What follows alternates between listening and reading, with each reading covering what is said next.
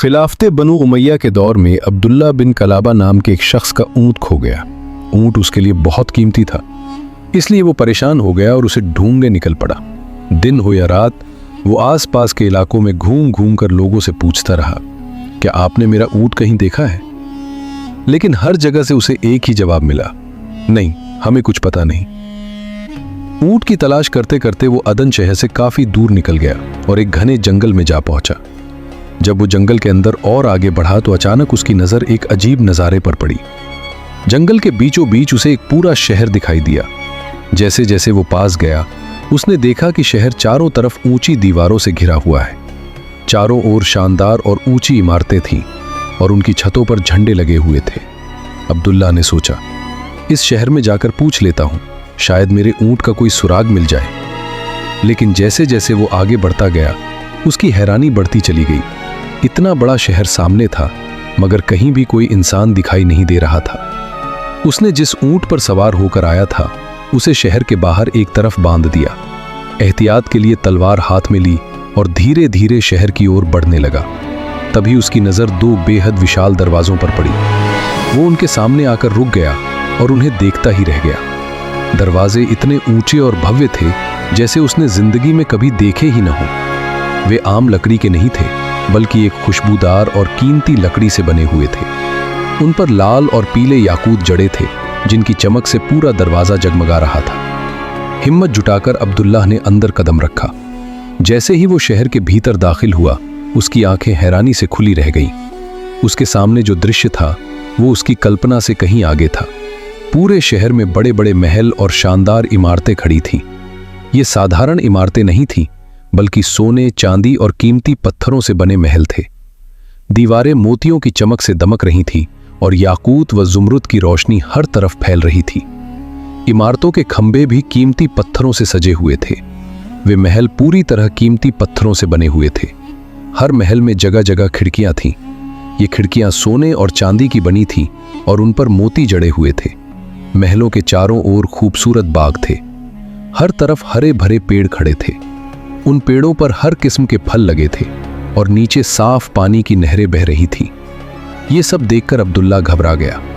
उसके दिल में ख्याल आया कि शायद ये वही जन्नत है जिसका वादा अल्लाह ने अपने नेक बंदों से किया है। वो खुशी और हैरानी में बोला, ऐ अल्लाह, तेरा शुक्र है कि तूने मुझे दुनिया में ही जन्नत दिखा दी। इसके बाद उसने उन कीमती पत्थरों और मोतियों को निकालने की कोशिश की, लेकिन वे इतनी मजबूती से जड़े थे कि वो बहुत कम ही निकाल पाया। उसने याकूत और जुमरुद के बड़े पत्थर भी निकालने चाहे मगर इसमें भी वो कामयाब नहीं हो सका। आखिरकार जो थोड़ी बहुत चीजें उसके हाथ लगी उन्हें लेकर वो अपने ऊंट की तरफ लौटा और उसी रास्ते से वापस चल पड़ा जिस रास्ते से वो वहां आया था। जब वो यमन पहुंचा तो उसने लोगों को पूरा किस्सा सुनाया और वे पत्थर और चीजें दिखाईं जो वो अपने साथ लाया था। ये सुनकर लोग हैरान रह गए। चारों तरफ चर्चा होने लगी कि अब्दुल्लाह बिन कलाबा ने एक जन्नत जैसा शहर देखा है। धीरे धीरे ये खबर उस दौर के खलीफा मुआविया तक पहुंच गई। खलीफा ने अपने एक गवर्नर को खत लिखा और हुक्म दिया कि उस आदमी को मेरे पास भेजा जाए जो उस अजीब शहर को देखकर लौटा है। जब अब्दुल्लाह बिन कलाबा को खलीफा के सामने पेश किया गया तो खलीफा ने उसे अलग बुलाया और पूरे मामले की तफसील पूछी। अब्दुल्लाह ने पूरा वाकया बयान किया। उसने बताया कि वहां ऐसे महल थे जो सोने, चांदी, मोतियों, याकूत और जुमरुद से बने थे। बागों में हर तरह के फल थे और उनके नीचे नहरें बह रही थीं। सबसे हैरानी की बात यह थी कि पूरे शहर में कोई भी इंसान मौजूद नहीं था। यह सुनकर खलीफा गहरी सोच में पड़ गया।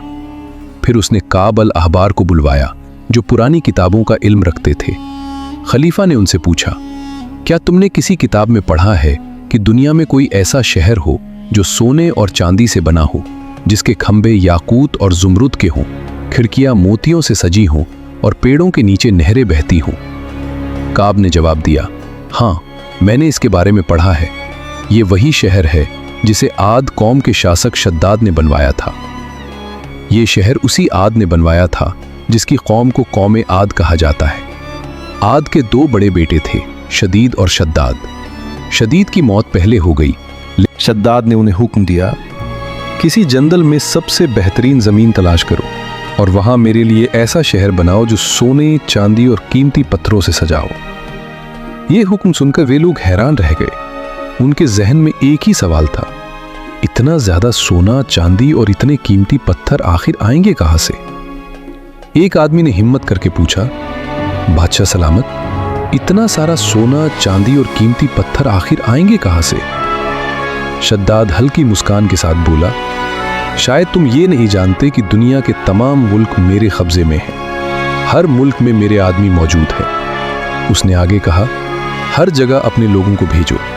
जहां जहां सोने और चांदी के खजाने हैं, वहां से जितना जरूरत हो इकट्ठा कर लो। उसके हुक्म पर लगातार 10 साल तक दुनिया के अलग अलग मुल्कों से सोना, चांदी और कीमती पत्थर जमा किए जाते रहे। इसके बाद लगभग 300 साल तक उस शहर की तामीर चलती रही। एक के बाद एक महल बनते गए, दीवारें खड़ी होती रही और बाग तैयार किए जाते रहे। आखिरकार वो दिन भी आया जब शहर पूरी तरह बनकर तैयार हो गया। लोगों ने शद्दाद को खबर दी, बादशाह सलामत, शहर की तामीर मुकम्मल हो चुकी है। यह बिल्कुल वैसा ही बना है जैसा आपने चाहा था। यह सुनकर शद्दाद ने अगला हुक्म दिया, अब इस शहर के चारों तरफ एक मजबूत दीवार बना दी जाए ताकि कोई भी आसानी से अंदर दाखिल न हो सके। उसने ये भी कहा, दीवार के बाहर हजारों दरख्त लगाए जाएं ताकि शहर की खूबसूरती और बढ़ जाए। लोगों ने उसके हुक्म के मुताबिक हर काम पूरी सावधानी से पूरा किया। जब सब कुछ तैयार हो गया तो उन्होंने दोबारा शद्दाद को खबर दी, हर चीज अपने मुकाम पर है, शहर अब पूरी तरह तैयार है। तब शद्दाद ने अगला हुक्म दिया, अब लोगों से कहो कि इस शहर की तरफ। शद्दाद ने हुक्म दिया कि लोग इस शहर की तरफ जाने की तैयारी शुरू करें।